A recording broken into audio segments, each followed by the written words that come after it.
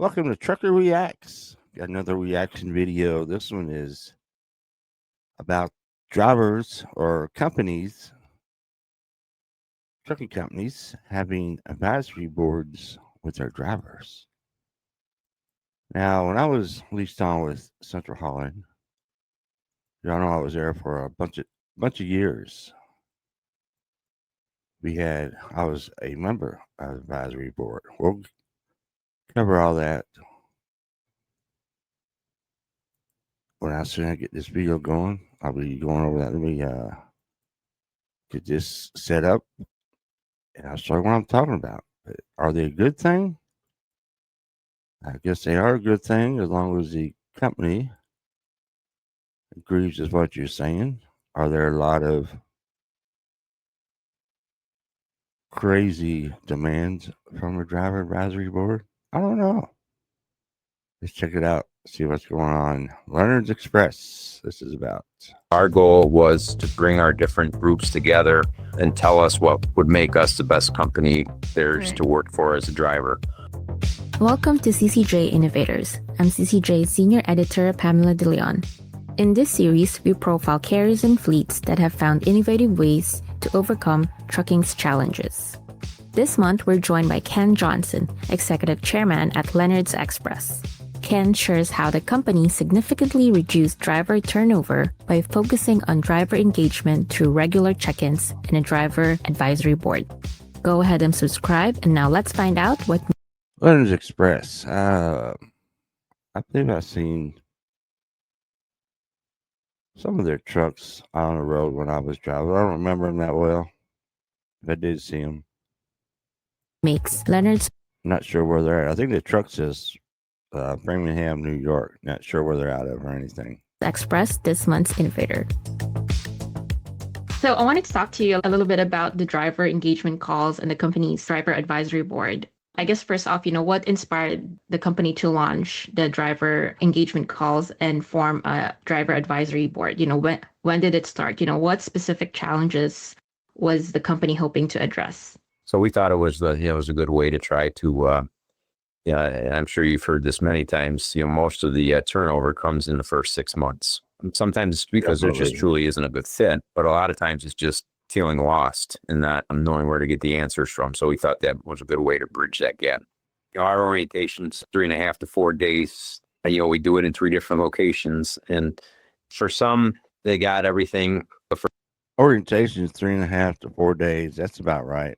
That's about average for trucking companies in their orientations. I think some of them I heard you don't even go to a physical building. You just do it through text messages and online and all that stuff. So I guess every truck company is different as far as their orientation rules.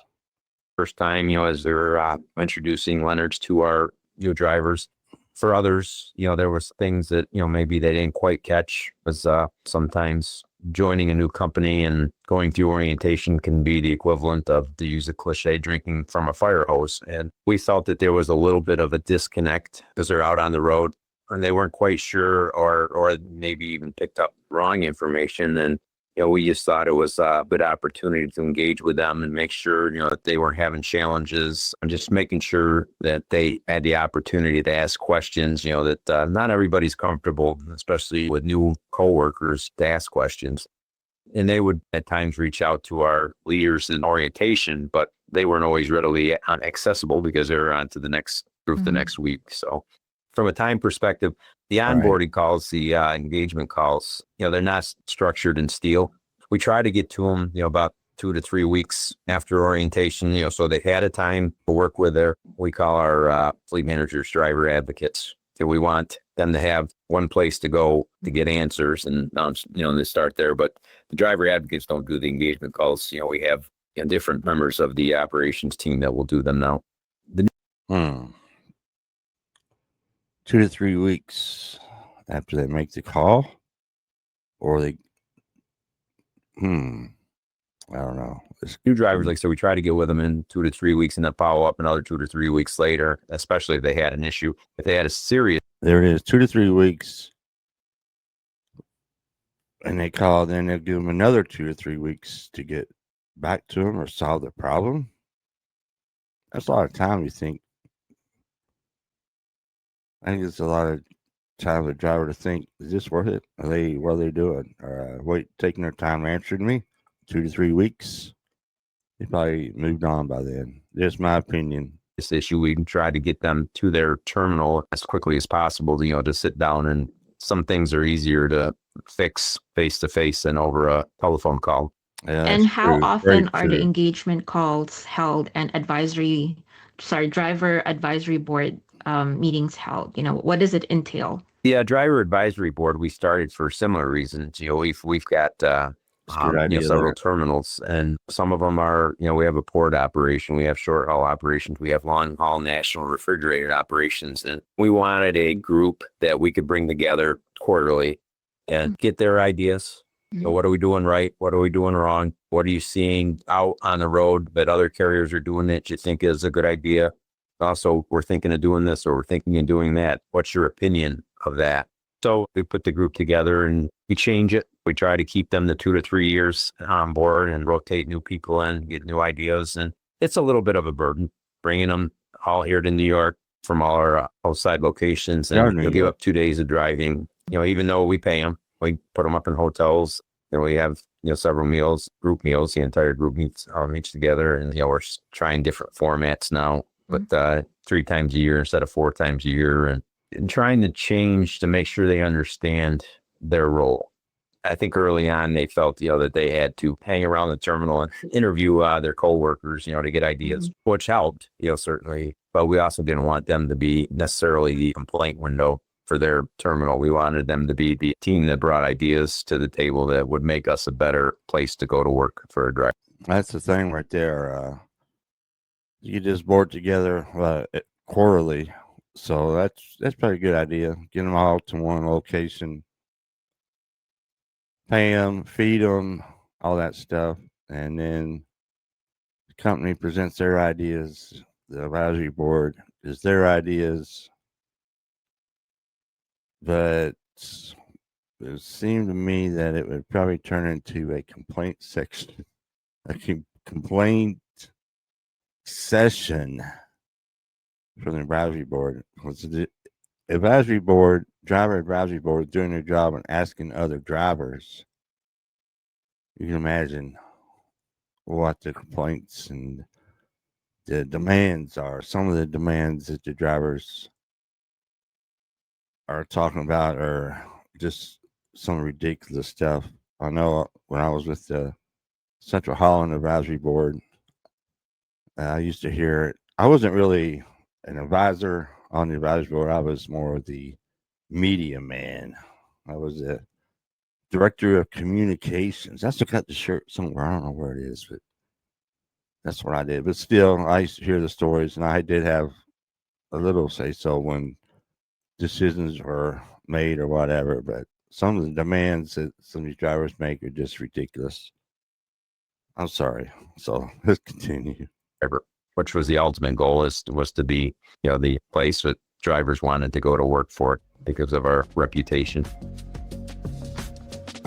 How are the people chosen for the board? Is there a specific example if they've been with the company for 3 years or 5 years?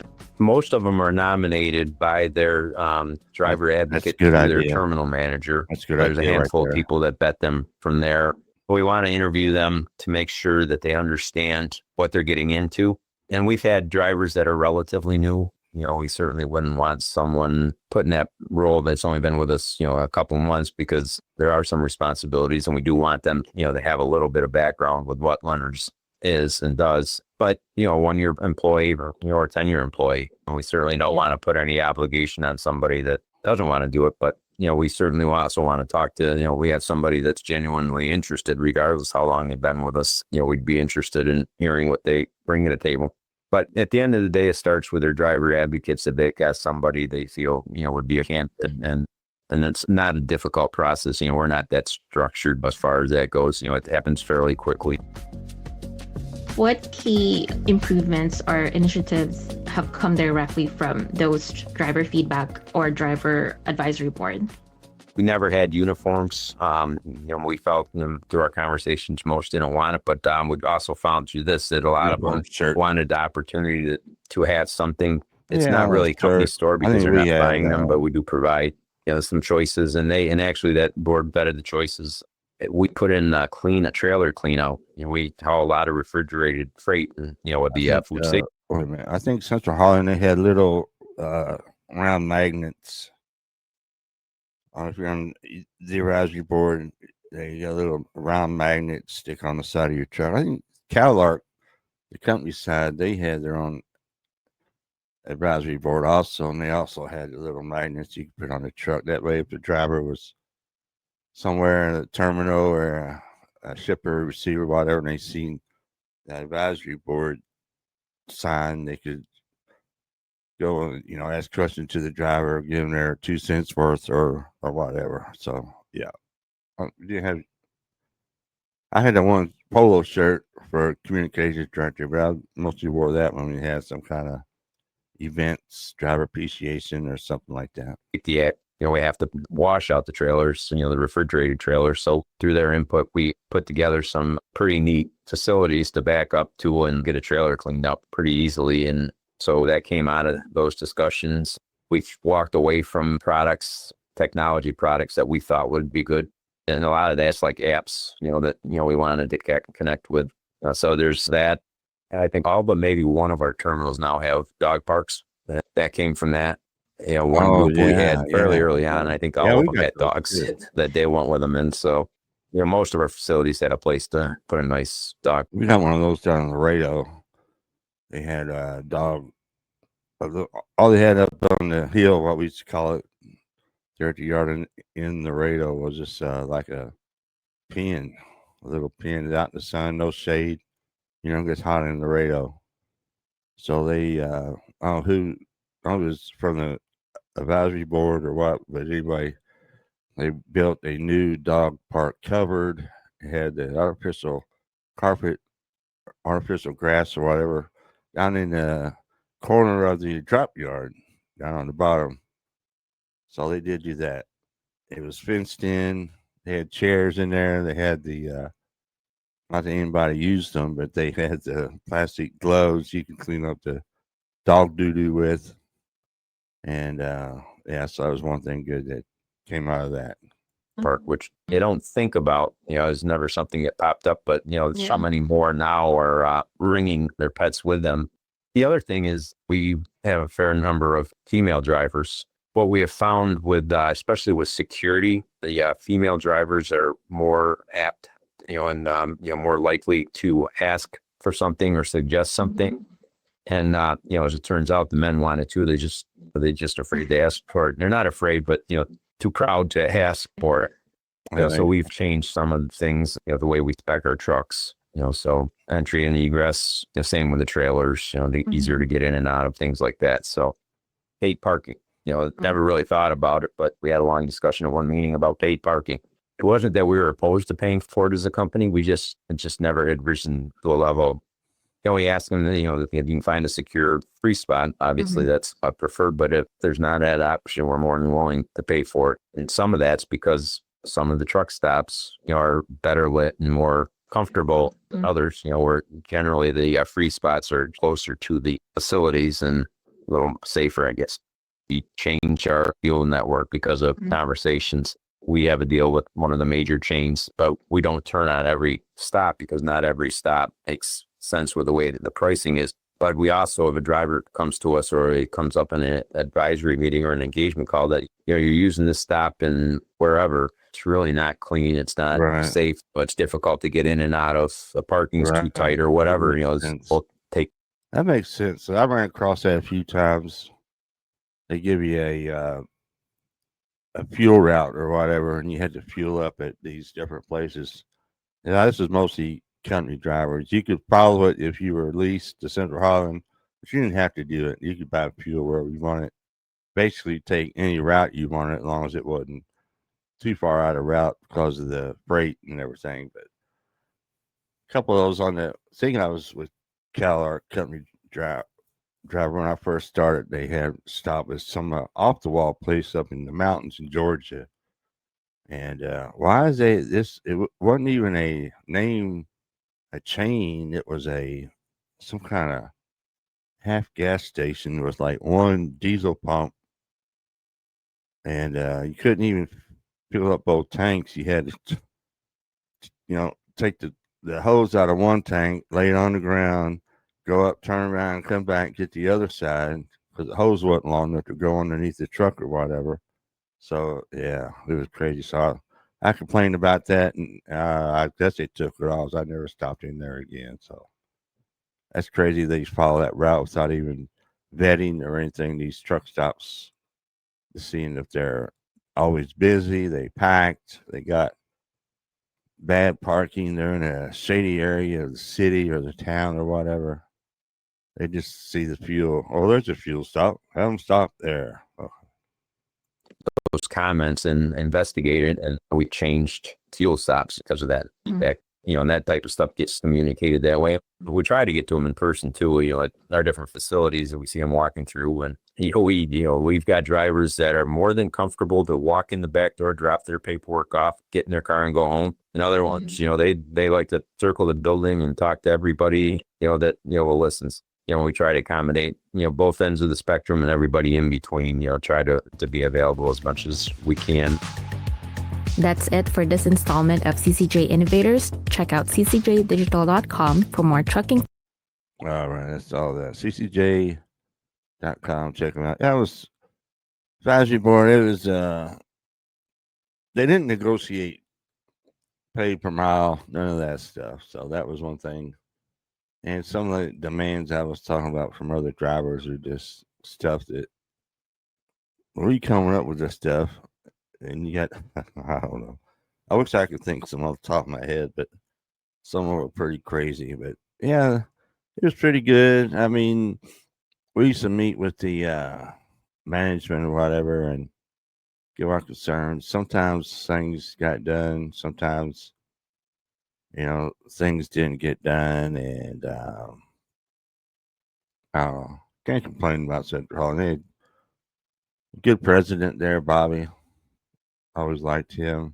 He was always good and fair to me. And dispatch, pretty much most of them I got along with. There's a couple there I didn't care about too much. I'm sure they didn't like me either. But other, one thing I will say about the advisory board, they did. I think I did a video back years ago when I was still PaleriderTV about the memorial they did there at the Little Rock, the main yard there in Little Rock. It was a driver memorial. They had a tree there, and that came from the idea of the advisory board, and it had little rocks engraved with all the drivers that had passed that worked for CalArc, Central Holland, and past, present, and it was a good deal. And I think the video I did, it got some attention from a couple of the trucking media sites about that. So that came out of the advisory board, and cool, pretty cool. Next time I'm in that area, I'm gonna stop by there and see if I can check out the memorial, see if it's still there. I don't know. I guess I haven't been to Little Rock in almost 2 years now since I left. Been almost 4 years when I came out the road in 2023. So I've been 2 years and some change, almost 3 years now since I've even been over there at the yard. You just stop by sometimes and say hey to everybody. I don't know, but that's it. Driver advisory boards, are they a good thing or are they a bad thing? Is the company at least made an effort to hear what the drivers have to say? I think so. Not a bad deal. Let me know if you've ever been on a driver advisory board. I would appreciate it. And so that's it for this video. Appreciate everybody watching. Everybody have a good day and stay safe.